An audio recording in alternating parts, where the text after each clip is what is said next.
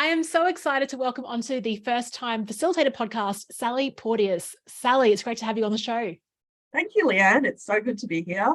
I'm a big fan of yours, as you know. We've been in each other's orbit for quite a few years now, so it's really cool to be here with you face to face. Thank you. Yeah, no worries. And I think, a lot of this podcast is really about facilitation, but it's also a lot about it is about the event space, right? And hosting an engaging event and like creating the right environments. I'm really keen to dive in with you on those topics as well. For those listeners who don't know a lot about you, can you share a bit about your background? What sort of watershed moments helped you to discover the work that you do today? Yeah. Well, I was a jack of all trades for a very, very long time, not exceptionally academic, probably the reverse of exceptionally academic. I feel like I'm living life backwards retrospectively. I started studying at a very mature age, have discovered my passion, halfway through my life. So I do feel like I'm living my life backwards, but I've been doing events forever. And I guess it's one of those things that a lot of us who have dabbled in a lot of things over time eventually kind of figure out, oh, this is the thing. People don't know how to do this. And so that was kind of me. I had always done some sort of gathering in every workplace I was in. And if they didn't do gatherings, I created them. So I created the social club or what have you. I'm a natural networker. I've created my own networking groups since I could, because I just love being around people. I love hanging out with people and sharing ideas and that kind of thing. And so in 2011, 12, somewhere around that time, I was working with a public transport authority. They had a very major project on the go where they were changing a ticketing system completely from one way of doing things to another way of doing things. And my job was to go out to the community and essentially share this new way of riding on public transport and convince the community that this was a great thing. So being a government organisation, of course, it's something people have to do, but we have to do that community engagement activity to show people that it's easy and better. So that was my job. And when they did finally change it over, there was probably about 13 huge community events where they gave away this product that was going to be used. And I got some accolades for the way I ran those events. And from very, very high up in the government, I received some, like testimonials, I suppose, from people pretty high up that said they were very happy with how they went, because it was very contentious. So it could have gone very bad very quickly. But like I said, I love gathering people and making sure people have good time. So that's essentially what my what I stepped forward with. And it was after that I kind of went, oh, well, other people don't know how to do this. I found that really interesting, that it wasn't a common activity. Like, it's not hard, it's fun. What do you mean? It's, and someone else in the organisation was doing another part, and they essentially used to come to me almost every day and complain about how hard it was, how difficult it was to manage the people, how annoying the customers were, all of these things. And I was like, what are you talking about? This is awesome. This is the best thing ever. So that's, for me, was kind of a moment where I thought, okay, actually, I have been doing this forever, and maybe this is something I can do.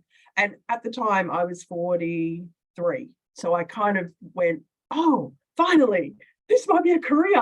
I might be able to call myself something. I mean, there's so much. What I found really fascinating about what you just shared is, like, it's your zone of genius when you find it so easy, and you kind of baffled that other people don't really get it. Yeah. But it's also hard to see it as a zone of genius or something special, because it is so intrinsic in the way that you operate that you think, is there value in this? Because it's completely normal. I mean, you kind of alluded to that. Yeah. We don't put a value on something that we enjoy. Yeah. So I thought it was a fun thing to do. I proactively went and sought out ways to gather even if I was in an organisation that didn't gather. So to me, that was a lifestyle choice, not a work choice. It wasn't something I should get paid for. Yeah. It wasn't until they were paying someone a lot more money than they were paying me, that knew a lot less about than me, that I kind of went, oh, wait a minute, this is a thing. Maybe there's something in this. So tell me about those government, you said, it could have gone the other way. What do you think you created in terms of the event design that made it go so well? the customer service aspect. So I always, whenever I gather people, do an event of any type, I'm the customer facing person. I'm not the tech person. I always grab someone else to come and do the event with me, and they look after the crew, the tech, the back end, all of that kind of thing, because I want people to have an amazing experience.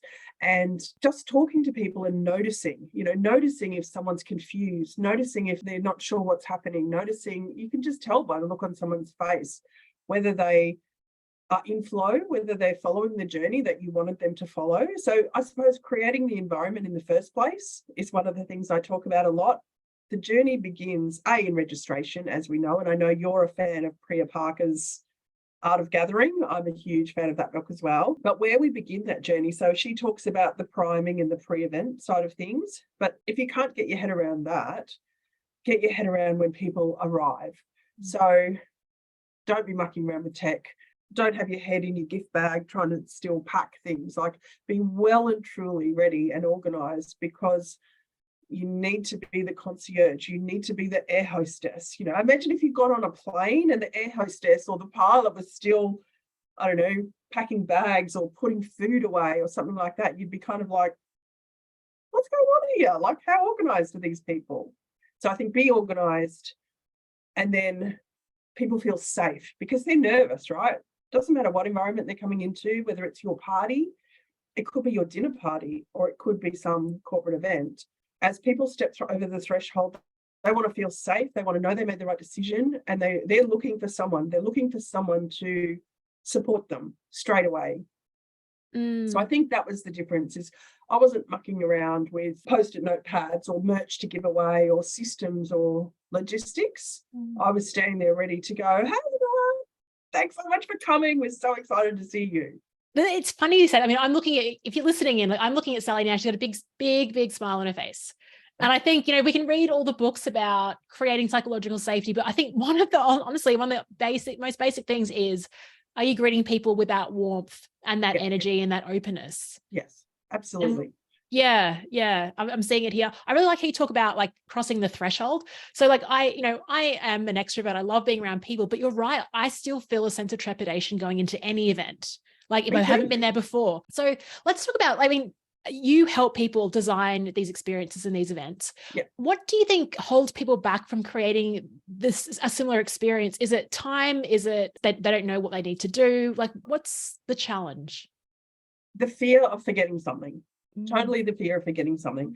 And this was an amazing experience I had. I was in a program that encouraged us to do market research. So I put it out on the internet. I had a series of 12 questions. I'd love to talk to anyone who has produced events before, whether it be 1 or 100, and talk about your experience. I had a series of 12 questions. The last 2 questions were, if you could have anything in your toolbox, money wasn't an object, nothing was an objection. If there was just something you could have that would make you feel like you could just take over the world with your event, what would that be? So many people say checklist. Down to, so I people who approached me, it blew my mind. And the one that blows my mind the most, when I asked this person what events had they produced before, they said, I used to do the road shows. When the president, this is the president of the United States, when the president or the president, not president-elect, whatever they are before that, when they do their road shows and they go out and do their scouting to get people to vote for them to be the president-elect, she ran those. And I'm like, and you're talking to me and you're telling me that if you can have a checklist, that's, and I was like, why haven't you got a checklist?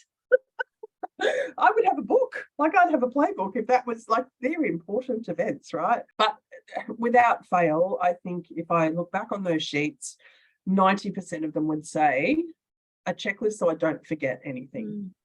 And I think that comes down to not wanting to be made a fool out of, look stupid, all of those, you mentioned earlier, those imposter syndrome things. I know my stuff. I'm a technician. I know I can stand on stage and talk about what I need to talk about, but what if the AV doesn't work, or if I haven't hooked everything up properly, or I've missed something in the run sheet, or I didn't invite the right person, or those kind of things. And I think people are fearful of that. Mm. They forget, though, that oftentimes the venue will help you with all of that. There's people that become a part of your process that you can ask those questions of. You can send your stuff to them and go, when you send your order of proceedings to a venue, they'll pick up whether you haven't left enough time between, entree and main. They'll call you and say, that's not enough time for us to do that. You need to change your run sheet. So I think that's the fear of looking silly, being made a fool of, looking like you don't know what you're doing, that kind of stuff. Yeah, I think you're right. There's a lot of that mindset stuff when it comes to running any type of event. I'm a huge checklist fan. And yeah, for me, exactly what you said before, it's just, I just want to make sure that while we can't control anything really, we can minimize the risk of things going wrong if we've got and I just need it to have a good night's sleep, to be honest. Like if I know that things are packed, it's in the boot, got a pair of shoes, it's all there, I know what I'm wearing, I'm good. So how do you personally prepare for your workshops or events? What's your preparation like? I really love this question because I'm going to confess, I'm like the mechanic in the mechanics workshop. My car runs terribly. I am the day before kind of person. I'm seriously, because I only do workshops that are the stuff that I do. So I'll just caveat that I talk about the same thing and I'm delivering the same knowledge to different groups of people. So it's always pretty much all in the same box. So I'm not doing my client a disservice by only looking at their stuff the night before. But I am a wing it kind of person. I speak better that way. I present better that way. If I'm trying to follow a script or a program, I'll forget something or it'll end up out of order because I've sort of winging it over here, but then I'm trying to follow an order of proceedings over there. So, however, ta-da! This book, your book, the 2-Hour Workshop Blueprint, has been a game changer for me. And I'm just going to show another book here. So these are and I posted this, and that I posted this because when I read a book, I tend to highlight. I like to write all over my books. I don't give them to anybody else. So I highlight all over them and I write on them. And when I do that, I corner the page because I think I'm going to want to go back there. I want to remember what I did. Almost every page in your book so far is cornered. So that strategy is not going to work for me on this particular occasion. So I have this notebook, right, that I've been putting everything in. And I have a workshop coming up in September, which is on sponsorship, which I've run before. I have a framework that I run through. I wouldn't normally look at this until the week of. I kind of go, oh yeah, I've got that thing on Thursday. Yeah, doing that. And the night before, I would probably pack the stuff that I needed to pack. It'd be 11 o'clock at night and I'd probably be tweaking the presentation. I'd look at the presentation to make sure it still fits that situation. But this has been great because whilst I work well within frameworks, I hadn't considered that other people would benefit from a framework as well. So far, I'm up to the visual representation of it. And when I'm going to present my workshop, I'm going to be able to share those models that you encouraged us to create. And I think that's going to be the game changer for them. They're going to remember what that model looked like and they're going to go, oh, yeah, that's right. It was a Venn diagram. It was assets, needs, the execution, and then the return on investment is the thing that pulls all those things together. And they will remember that so easily. I was just trying to get the acronym EAR, earn. I'm just trying to see an acronym in that, but because that's why that's so valuable, is because they do have to earn the return on investment, right? They do have to earn the return on investment. So often it's a sell and forget, and they're not going to come back. But the disservice you're doing to yourself and that client is you have to keep selling it year on year on year. Whereas if you do it properly, you'll never have to sell it again. They'll just keep coming back. That's a good tagline for your workshop as well. So this is the value of having conversation, isn't it? And I know. And I agree with you. The value of frameworks. I'm the same as you. It's I think all we're doing is really gift wrapping the information so it's easy to remember. That's how because I had to get out of my own head that anyone can create a framework. You don't need a PhD to create one. That was sort of my internal dialogue as well. But yeah, lovely to hear the way you encouraged that, though, I think you made it easy. So the framework you used to help us create a framework, which is getting a bit meta, was super simple, though. Even though that sounds really complex, the fact that you used a really simple table to just go, if it's this, use this. If it's that, use that. If it's that, use that. And I was able to look at that in 5 minutes and go, that's my situation. Oh, absolutely. That's what'll work. Let's play with that for a minute. And it worked straight away. I love that. And by the way, podcast listeners, I didn't ask Sally to say any of this. No. It sounds like I've got you here to talk about the book, but I'm really, no, this was not about that at all. This is all about Sally's work and events. So no, it definitely was not a paid promotion. Oh, you're embarrassing me, but thank you. I mean, I love that. I love hearing the impact this is having. In terms of events, like, are there any sort of stories, like the favorite event that you've helped to deliver and like what you think made it so magical? Is there any like sort of standout event from your career that you've worked on? Oh, so many. I think the one that was probably going to be the hardest. So I think the most satisfying event I had was probably my first one after rebranding. So when I first decided I was going to be an event planner, I spent a lot of time in festivals and music. So I'd left the music industry as a promoter, but that industry is a bit of a drug and I wanted to stay in there. So I decided I'd launch a merch company and sell band t-shirts. That lasted about 5 minutes because I had no relationships in China. I have no idea how importing and the world of t-shirts and all that kind of thing works. So that lasted 5 minutes. But I think I'm just a jump in person. So if it floats my boat straight away, if I love the person and I love what they're talking about, I'm like, I'm in. Let's figure this out. Let's go. And so the very first major event I did when I did a rebrand and decided I can't do festivals and music anymore because I'm not making any money. I need to do corporate events first, was actually a street festival for a business group in a precinct in Brisbane. And they wanted to remind the community that there was this little village here of businesses, and they wanted to remind the community to come back and shop in this community. They expected to get up to 1,000 people to come to this event. And they had some fairly audacious goals with it. But every week we just killed it. Every week we just locked in, and 5,000 people came to this event. And it was 100% community based. So at the beginning, all of the businesses were like, we're not interested, we're not opening. So the whole community engagement aspect of getting them on board was successful. They all opened and had a booming day. All of the stalls, so like as we do at all community events, we have market stalls. Every single one of them had to be local. Mm-hmm. So we had drawn a postcode, a perimeter basically, to say only people within this postcode can come and sell here in whatever form that they want to sell, whether it be a coffee cart or a stall or something like that.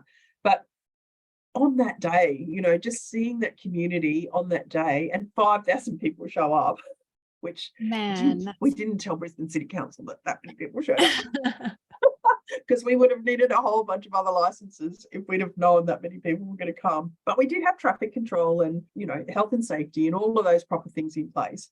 But I think that was the coolest thing, seeing that community and seeing people see each other when they arrive. Going, oh my God, you're here too, and seeing families get together. And I love that kind of thing. I love connecting people together. Yeah. And I think a lot of listeners on this podcast, I mean, I'm in the same boat as well. Just like, that's the reason I picked this sort of career is that connecting part. You said that that's 5x what you anticipated and what they were expecting. That's phenomenal in terms of the attendance. But like, I mean, I'm so curious, like, how did you get, like, did you individually walk up to businesses? Were you advertising on Facebook groups? Like, what was that approach? I mean, it would have been, I imagine it was like a multi-pronged. So we had an amazing volunteer PR person who lived in the community. Yeah, so okay. Again, it was about going out to the local community and going, can you help? Who's here? What do you do? What skills can you bring to this? So there was someone who lived there who had a PR company and they were amazing at PR. But we letterbox dropped. So we grabbed volunteers and me, and we went in and dropped, like literally walked the streets and letterbox dropped every house with the opportunities that were available. Because at the time, so that was 2012, home-based businesses were really only just taking off. You know, the whole selling from home and, you know, importing and selling and all that, people working out of their garages, that was only just sort of starting to build momentum, but it was still a bit hidden. So it was about going out to those people and going, we know you're selling from your garage. Do you want to come and bring it out here? You know, do you want to come and sell it to the rest of the community? So letterbox drop. And yes, I went and visited the local businesses for about 4 weeks in a row to just go and sit in their business, shop in their business, spend time in there, just keep talking to them, even the ones that were like super duper resistant. How can I help you be open? Oh, well, it's not worth it. We can't afford to pay people, blah, blah, blah, blah, blah. Well, how can I help you do that? So I really invested in, because if they didn't open, it just, to me, it was just against the whole point of the activity. So even though there was a local business association, you know, you've always kind of got those fringe businesses that are anti what's happening. Yeah. So, and I guess that probably goes back to the public transport thing, and why I love that so much is because I love convincing people that something's good. So when someone goes, that's a bad idea, I'm like, let me show you that it's not. And how do you, I mean, because like a lot of us want that superpower. Is it because, are you naturally just curious? Are you talking, because I think, are you talking about what's in their self-interest, or are you just so passionate about it that is contagious? I know it'll work for them. Yeah. You know, I knew if they didn't open on that Sunday, they wouldn't get the follow-on either. And we know in shopping centres, even today, like when you go to a shopping centre today, if they're not made to open on a Sunday and only 1 or 2 shops are open, it's dead as a doornail, and you're not really going to go back there. I look at everything like shopping centres. I everything is framed in my mind as if I'm a customer in a Westfield or something like that. It's like, how do I walk in? Which way do people turn when they walk into a shop? How do they navigate a shop? That's a really interesting metaphor. I mean, and I think we can apply that to the workshop experience as well. Like, and you know, even parking, like how easy is that? There's a grocery store down the road from me. I just hate going there because the parking, there's a line in a Jimmy Barnes song. He said, car parks make me jumpy. Like, this car park makes me really, really jumpy. So, I'm like that when I go to Sunnybank. That's right. That's right. Yeah. It's crazy and busy. And I just think they have invested billions of dollars in researching the customer experience. So go sit in a shopping centre for half an hour in a coffee shop and don't look at your phone. Just watch that shop over there.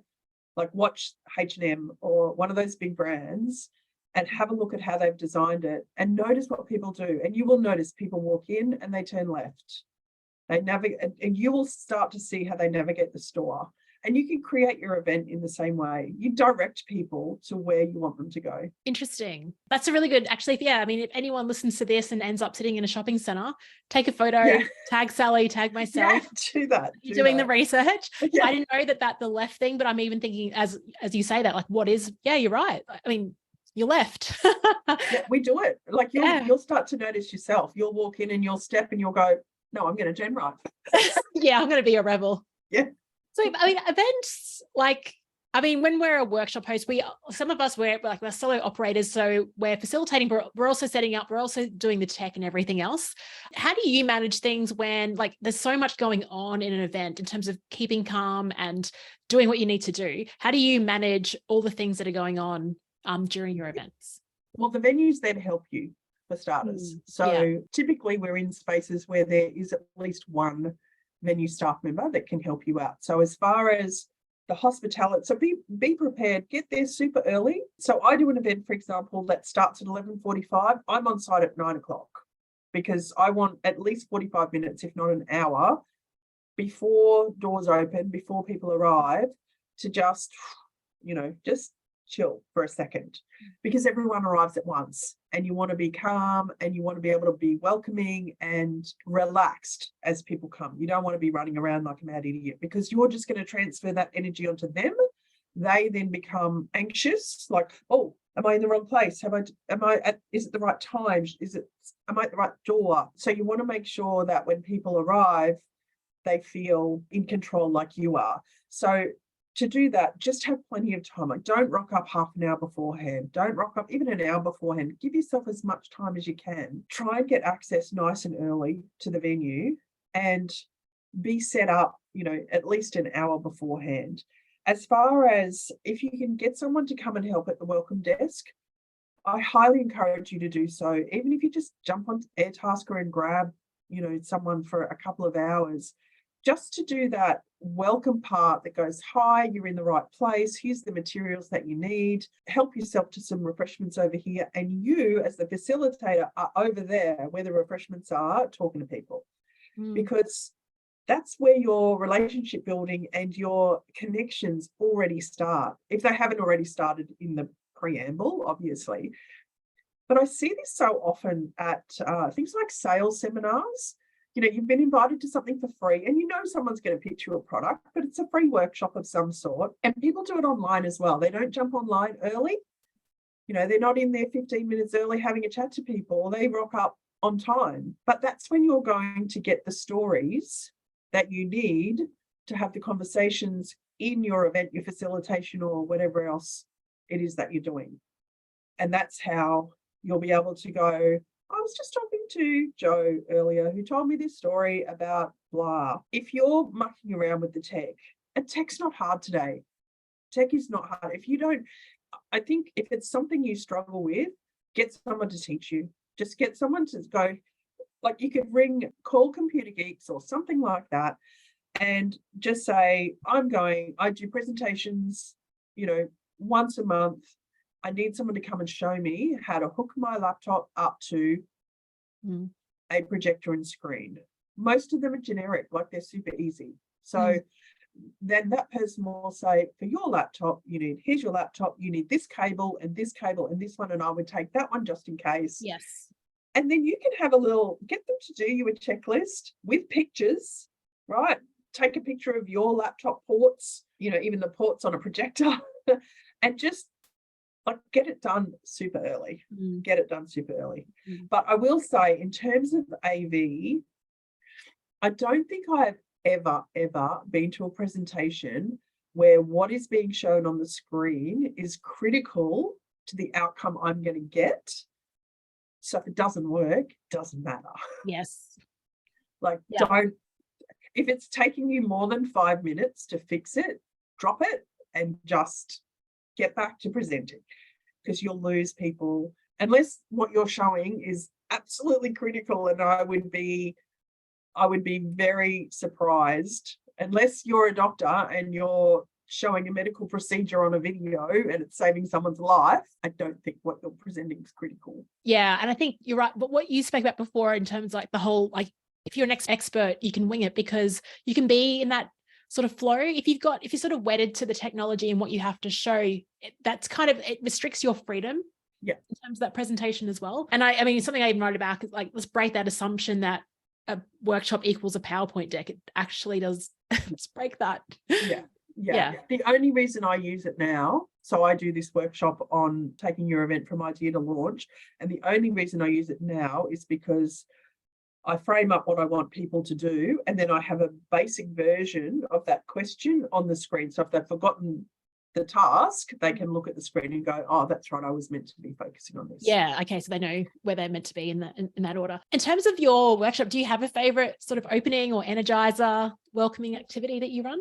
Well, it depends how many people are in it. Because people are coming to mine with something in mind, so they want to do something, they want to create some sort of change. The challenge I have is I get really into what they're doing. So I tend to ask the person, I ask the room, let us know what your name is and what it is you want to create. So just in a few words, let us know what kind of gathering are you here to brainstorm and that you want to create. And so many people in the world are doing the coolest things. I have to resist the temptation to go, oh, tell me more. Yeah. I really want to help you do that, because it's just, the last one I did, there was a young bloke there who was a police officer, and he was creating workshops so in the Kiwi and Samoan community, they don't get support when they come out of incarceration, the young kids that they just come straight out. So he was creating a series of workshops. So when they come out of incarceration, they have somewhere to go. They have a support network to go to every week and make sure that they basically re-assimilate back into society. Yeah, right. And I just thought, oh my God, this is amazing. Can I help you do that? And I wanted to hear more about it. So my tactic is essentially I get people to go around the room, say who they are, but then I also have a closeout activity as well. And this is something that I learned at university, and I think you know Michael Donovan as well, I think. Oh, well, you should know him. He's amazing. But I should know. he used to run this activity as an opener when we would go into a lecture. And it was basically, how good was your week? What happened in your week? But the two things that really resonated with me was, what do you need help with and who can you help? Those two things. And they were at every lecture. So it made you think about other people. And so now what I do at the end of the workshop, given if there's time, now that you've heard everybody in the room, is there anyone you want to connect with who can either help you or you can help? And I get people to go around the room and say, I still need help with X, or, hey, that thing you're doing over there, I'd love to help you with that. I love that. Yeah. Because, well, most of the stuff the workshops I'm doing, they are community-based things people are doing. But even if they're not community-based, they're still groups of people gathering to give a transformational experience to someone. So yeah, and I think what I really love about that question, so thank you for sharing that, because I'm totally going to steal it or even adapt it. And I think listeners will be like, wow, what I love about it, because a lot of, when on this show, I've asked previous guests sometimes, like, how do you embed the learning?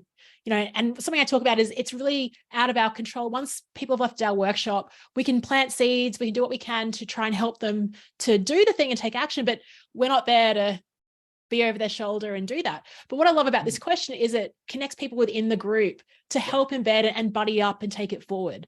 I think that's the real strength of that question, is it puts it shares that accountability. And if they're not comfortable doing that, so the one sheet that's at the end, and this is the beauty of what Michael did at the end of, so we did a program together, and when you presented what you did. And so I get people to present, as long as there's time. I also get people, after I've gone through our exercise, if they're comfortable doing so, I get people to stand up and present, because the exercise I do is essentially getting your ideas and putting it in boxes so you can tell the story. Because when you need to get support, funding, tell someone about what you're doing, if it's a creative enterprise, we're often going all over the place when we're sharing what it is that we're doing, and people are like, I don't understand. What is it? Who's it for? So this exercise helps you put it in boxes to go, here's what I'm doing, why I'm doing it, who it's for, how much it's going to cost, where it's going to be, just boom, boom, boom. So when you find yourself in front of someone who's a potential funder or supporter, and they go, so what are you up to, Leanne? What are you doing? You can go, well, I've just got this book, and I've written this book for these people, and I'm going to do this book launch, and here's where I'm going to do it and why I'm going to do it. And this is what's going to happen for people when they get there. So you can just kind of roll that out super quick. So I get them to stand up at the end, present that if they feel comfortable to do so. And then I get the rest of the group, and this is the beauty of what Michael shared with us, the rest of the group gives their feedback, and it's a form. I'll send it to you, I'll give it to you so people can download it. I created a form, and it's basically, here's what I think is amazing about your idea, here's what I think you could explore a little further. So it's in kind words. And there's a couple of other things on there that I can't remember off the top of my head, but I've still got mine from 10 years ago. Wow. 10 years ago I did this workshop with him. And the value of what people gave back to me, you don't have to put your name on it. It can be anonymous, but you walk out of the room with however many people are in that workshop with their feedback going, wow, that's amazing. Okay, that's what people thought I said. Yes. And I mean, it's just magic, because it's not magic, but it's immediately applicable and helpful and useful. And plus, well, tick, tick, tick. That's great. And it's more than just the facilitator too. It's more than just me in the front of the room going, oh, do this. That's amazing. Try that. And it supports people who don't feel comfortable to speak up. If they've got a great idea for you, they may not tell you because they're not comfortable going, hey, here's what I think. But they can write it down in the end and go, That's my little idea for you, you know. I love it. Yeah. It's just co-creation, hearing all voices, inclusive. This is amazing. Thank you so much for sharing this. I mean, your workshops sound great. If we've got listeners that want to, take their event idea and take it into launch mode and want to find out more about your work, Sally, where can we send them? To LinkedIn is probably the best place. So you'll find me at Sally Porteous on LinkedIn. So it's just my name, which I'm guessing will be in your show notes, but Porteous. As my son would say, gorgeous with a P and a T is how you spell out surname. Love that. I know, right? Corny, but I think LinkedIn's probably the easiest place to go. Yeah. Yeah, and we'll put a link to that form you were talking about as well, and anything that you mentioned on this show. Yeah, Sally, thank you so much for being here. I mean, you've really drawn out the parallels. I mean, we are, as workshop hosts, we are event hosts, we are event designers as well. So you've given us lots of great ideas to start thinking that way, as opposed to thinking about the skills and the experience, just the knowledge. It's about creating that experience as well.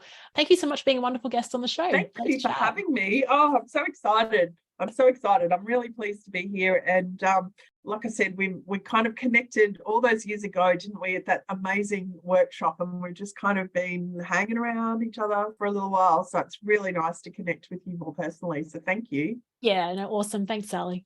And look, anybody can chat with me at any time. Send me a message. I'm on your flip chart group on Facebook as well. So people can find me on there and ask me any questions about how to design stuff, create stuff.